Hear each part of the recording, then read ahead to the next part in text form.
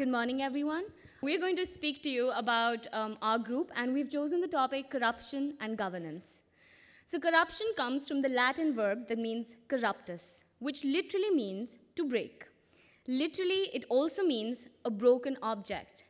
And to us, it signifies the broken dreams of millions, the shattered hopes of national progress and development. And as cliché as it sounds, as the future of this country, it is up to us to fix what is broken. And so we decided that we will start small. Even though corruption takes monstrous form in our country today, like most things, it starts small. It starts as one small vote in the hands of one person in one village in India. It starts as a power to choose. These individual votes assume great importance in light of the fact that almost 70% of our population is rural. Important decisions are made by people who have not been empowered, who have been ignored, who have no knowledge which is required to make these decisions. They've been brainwashed by corrupt campaign policies and practices. Often we hear about villagers who've been bribed with money or alcohol to vote in favor of one man or another, who've been packed in trucks and lured with money to attend political campaigns. And is this how we want the most important decision in our democracy to be made? This is where it starts, even before they're elected. And this is where it has to stop. And this is exactly where we come in. As young students, our greatest contribution to this cause can be one of intellectual capital.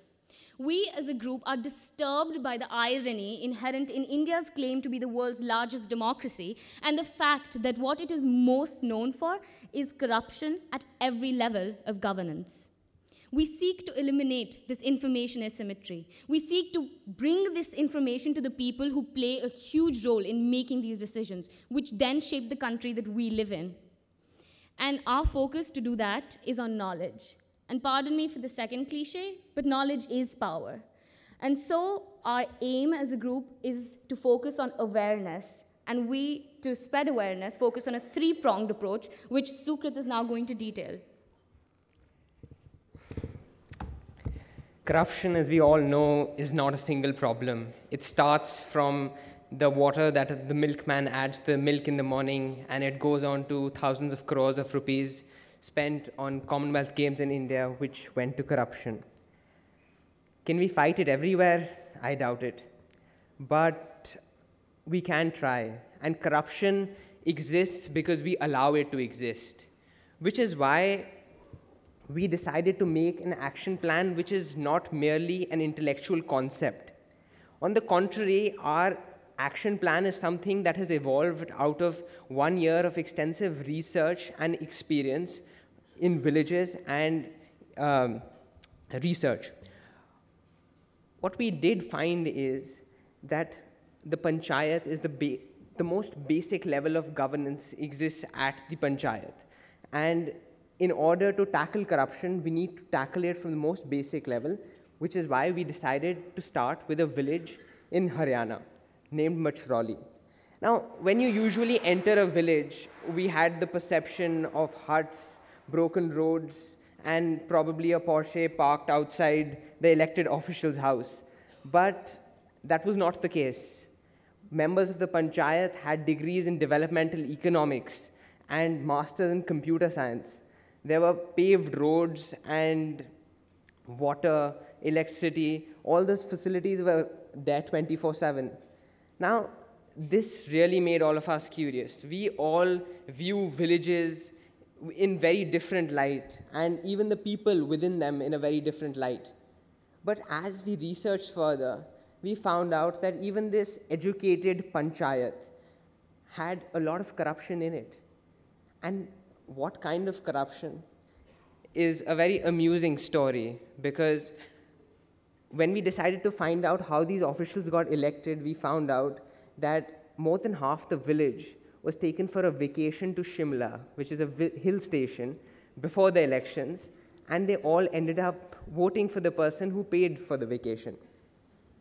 Our action plan is a three-pronged approach, targeted at the 2014 general elections. The first is research into the real needs of the people of every specific village that we are dealing with. This research will be undertaken using anonymous surveying and a facility and utilities survey undertaken by the scholars who would be visiting these villages. The second being awareness. We don't support political factions when we spread awareness about our corruption and governance initiative. What we do is we want the people who are voting to know if a change in the educational policy at central government will affect how they get their new veterinarian, which will affect their cattle. They need to understand what they are voting for and how is it that their vote exactly counts. What do we hope to gain from this?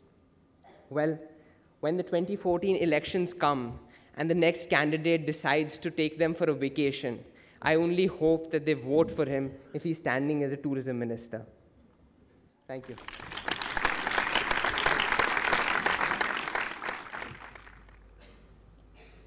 Good morning, ladies and gentlemen. I'm Vandanika, and this is Vanchika, and we're here to introduce to you on behalf of our Demographic Challenges team, our action plan.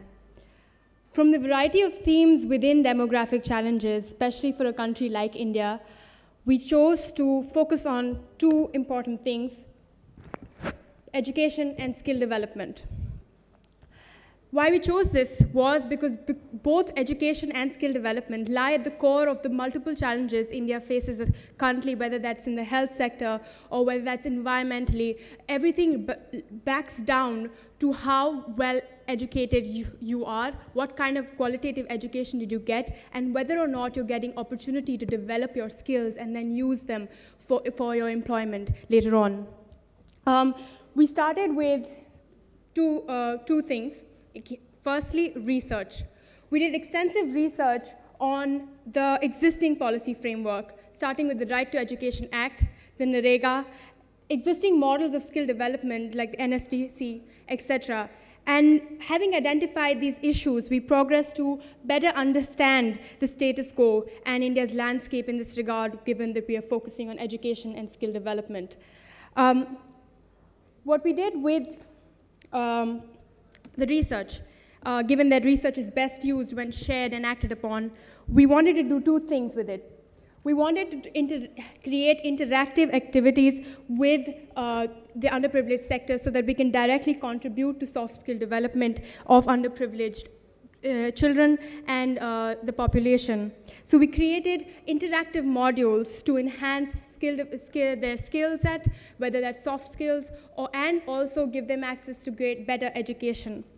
The second aspect that we want to use our research for is to promote awareness about the importance of education and skill development. To tell you a little bit more about what we did within interactive activities and engagement with the community and how we want to progress in that regard, we had a pilot project in Diksha, which is a non-for-profit institution set up to provide free care and quality education to underprivileged children in Delhi NCR. Our team went for a whole day. We did a couple of activities in three aspects.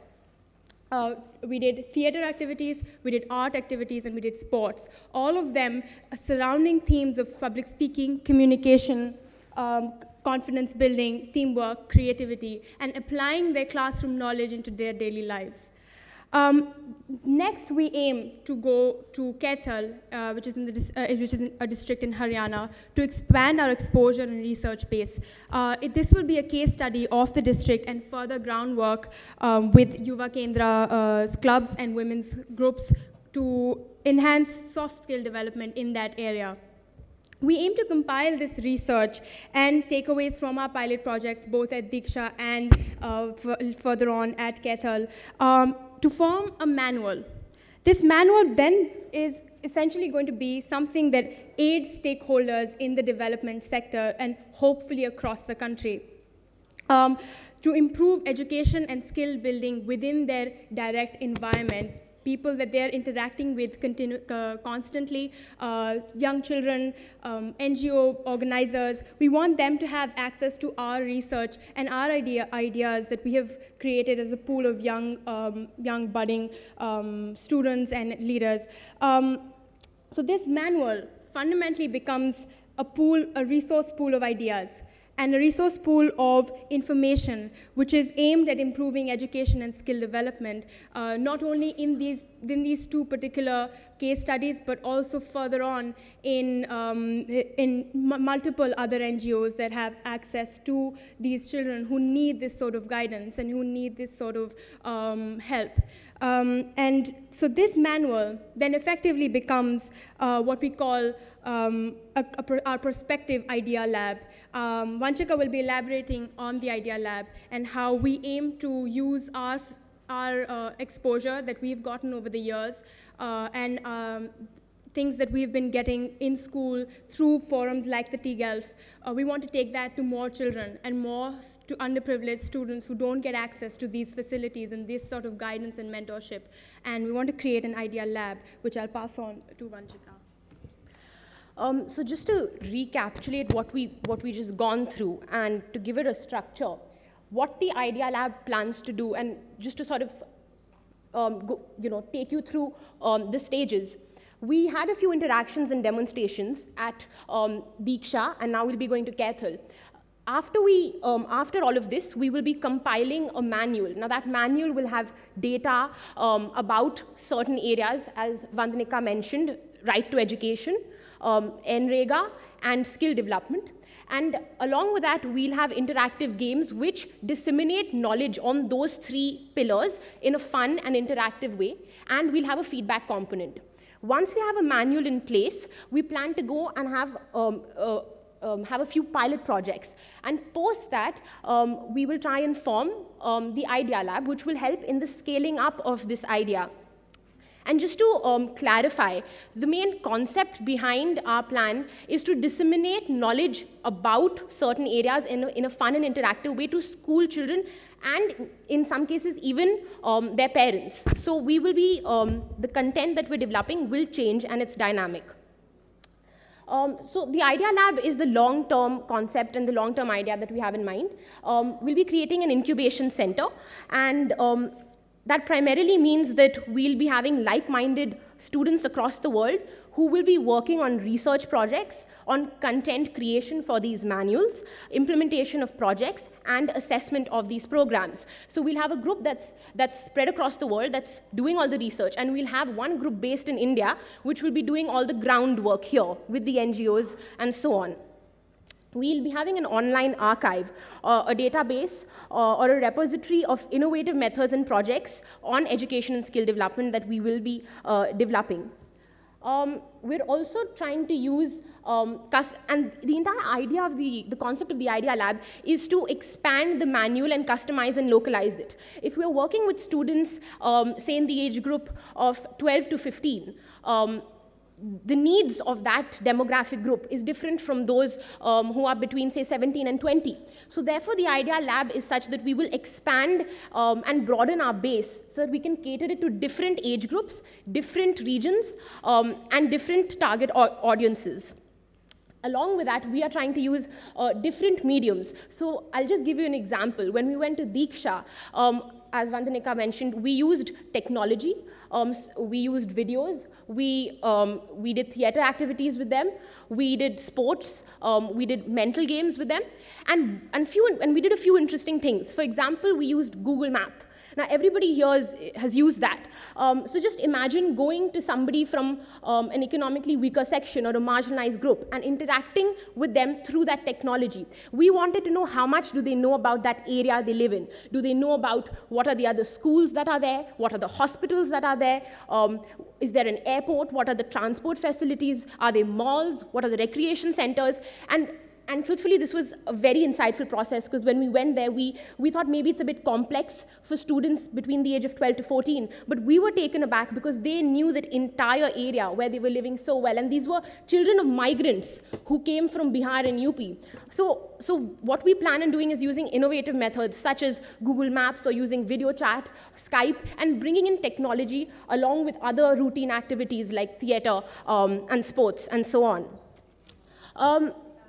The next thing that, so I'll just quickly wrap up. And as I mentioned, right now, the three pillars are right to education, NREGA, and skill development. We plan to further intensify this and diversify onto different themes, be it urbanization, migration issues, and so on.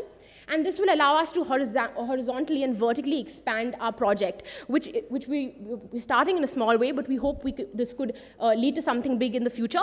And our entire concept is one based on a bottom-up rather than a top-down model, and therefore we went to organizations like Diksha, and we'll be going to Kethel to understand the ground reality before we come up with a manual for our pilots. So this is a definitive yet flexible program that will allow our project to sustain and expand. So thank you so much, and I hope you found our project interesting and you'll support us. Thank you.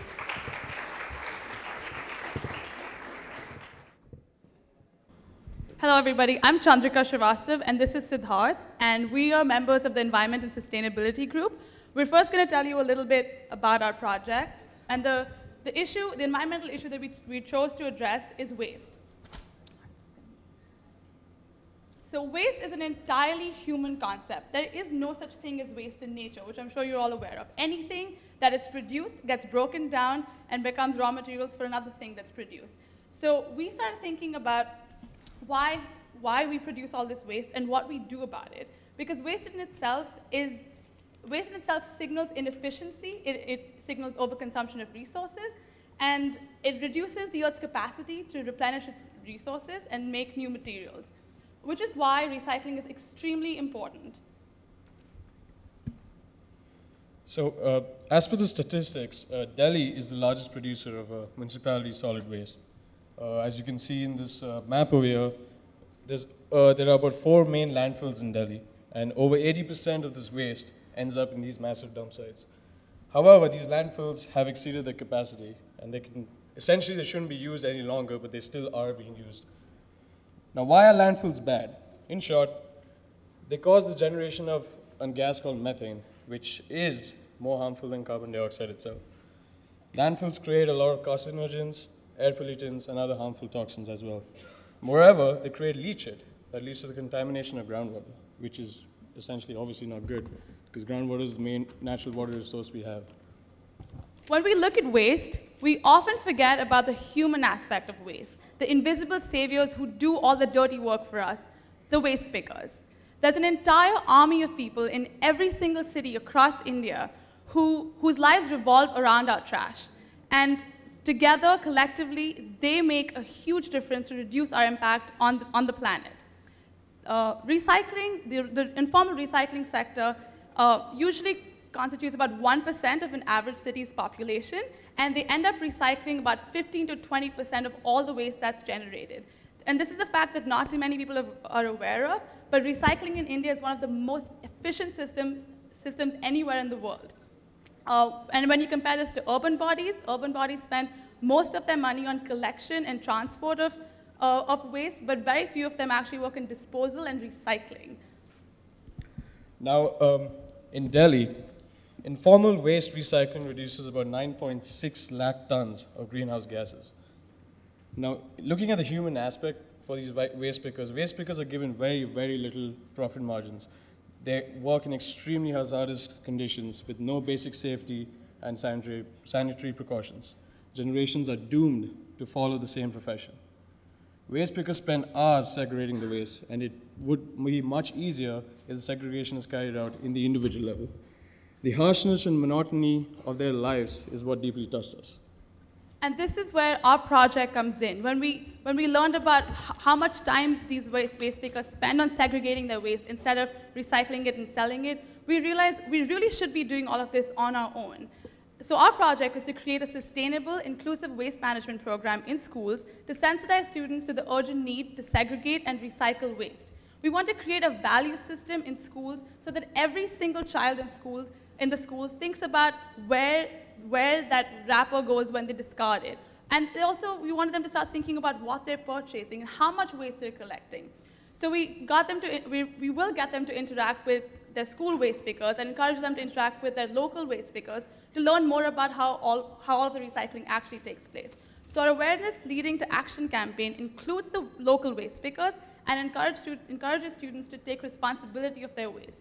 A lot of people think about it as if they're doing a favor to the waste pickers by giving them their waste because they get a livelihood from it, but that's not the way we need to be thinking about our waste. If I generate some waste, it should be my responsibility to make sure it ends up in the right place and gets recycled in the proper, appropriate manner. So our pilot project is named as Meet Your Waste Project, and it's being conducted in Tagore International School. We're also in collaboration with an NGO named Chintan, which is an award-winning NGO for the services in the same topic. We started off by conducting waste audits. As you can see, two of our members were literally in the dumps, segregating the waste, seeing what all is produced in the schools, and seeing what can be recycled, what cannot be recycled, what should go to the landfills, what should not go to the landfills. And we also taught the students of the school how to conduct audits for the future so that the sustainability of the project still remains and the project still carries on in the future. Our project also includes interactive workshops for the students to help create awareness among the students on the waste crisis. Our project also includes field trips to waste-related sites, which Chintan is probably going to be helping us in organizing those. Our main goal is that we hope that this project is adopted by several schools across Delhi and finally the country so that we can make a huge impact because we start with one school, but we want to go on and ensure that almost every school at least is practicing green in terms of waste. And then from then on, hopefully, the other sectors of the society can see that this is possible. So our project is off to a small and humble start, but the future of waste in India does not look good. Studies show that we need about 1,400 square kilometers of space to accommodate the waste that we're going to be generating by the year 2050. And meanwhile, Article 51 of the Indian Constitution makes it the duty of every single citizen to preserve and protect the environment. So it really is time for us to ask ourselves what we're doing to live up to this duty. So today, we ask all of you to join us in our endeavor to inculcate in every single citizen, in every student, the mantra to reduce, reuse, and recycle. And what we found in our interactions with school students and teachers is that a lot of students want to recycle. A lot of students make the effort to put the waste in different bins. But what they're missing is, what they don't know is that a lot of their waste actually does get recycled. A lot of students think that even if they end up putting it in the right bin, it's all going to end up in the same landfill, nothing's going to happen to it. So we want to empower them and let them know that it does get recycled. You can make a difference. And more importantly, we want to sensitize them to the lives of the local rag pickers so that they know that they're making it easier for one person or 10 other people who don't have to spend hours and hours recycling their waste and sorting through the trash. So I hope you choose to join us and mentor us over the next couple of days. Thank you. Thank you. Good morning, everyone. I'm Mehek, and this is Manu, and we're here representing the Poverty and Inequity Action Group. So when we first sat down to speak about this issue, we went off on many different directions, and an issue of such a mass can seem overwhelmingly complex and complex to address, and any simple solution can be easily undermined. However, through all of our discussions, we realized a need for literacy and education with a special emphasis on gender parity issues in India. So we decided to look into this issue further by the means of a research report, which explored the implementation and effectiveness of the RTE, various policies that address the issues, and various success stories that highlight a need for gender-balanced education. And the result of all of this research was a call for a monitoring mechanism that bridges the gap between incomplete knowledge about this issue and the efforts organizations are taking to solve this issue. So what is it that we are telling you today? What is our deliverable? What can you invest in? And our answer is a knowledge base. Having only a little knowledge is a dangerous thing. Acting on little knowledge is worse than not acting at all. And designing interventions without doing your homework only causes misery. Pick any of these lines and they all refer to the same concept and they all underpin the effort that we have made over this past year. Ours is a position derived from humility. We realize we don't know enough. We realize we can still know more. We realize that we cannot match the money that governments pour into this effort. We realize that we cannot match the time and expertise that many NGOs out there are putting into this issue. So we decided to adopt a more realistic approach. Our approach will be divided into 3 phases, is what we have planned as of now. Our first phase would be a knowledge base creation. So what we would be doing is we would be asking students who are part of our group and students through the T-Gulf network and delegates present at this conference, whoever would want to support us, to create this knowledge base and to lead the process. As Mehak said, we have created this report with various sort of aspects of this entire issue. We have looked into RTE, what's the implication, how it's being affected, how it's being put out there. We have looked at success stories that have their base in female literacy. And we have looked at other various issues about how the NGOs are doing their work. Then the second phase that we would be adopting, that would start beginning of next year and would span the next 6 months, would be knowledge sharing. We realized that just having this knowledge base won't just help out solve the issue. So what we are trying to do is we're trying to get this knowledge base, and we will be contacting various organizations all over the country, NGOs, government schools, other schools, government organizations, and we will be giving them this knowledge base to go through. And as we would be showing you later on when we make our film presentation, that this is not a report that has 500 pages. It is not something that is lengthy. It is a compact form of information that can be readily understood by everyone and anyone who looks at it. Then we will be moving on to our third phase, which is connecting different organizations to gain an efficient comparative advantage. What we would be doing is, let's say we have a lot of pilot programs out there that tend to not be as successful as they imagine. So we would be putting, let's say, 2 NGOs who have not been that successful, but they could provide each other a comparative advantage. We would be helping get this message across to government schools where we went, and we saw that the children there don't even know about the 25% quota and the RTE. So we will be getting this message across to them. And as fellow T-Gulf members before us spoke, we saw corruption and governance, demographic challenges, and environment and sustainability. They all had an overarching theme of poverty and inequity and a need for more knowledge and literacy. So that is what we are aiming at, and more on gender parity education. And I hope that you would like our plan and support it. Thank you.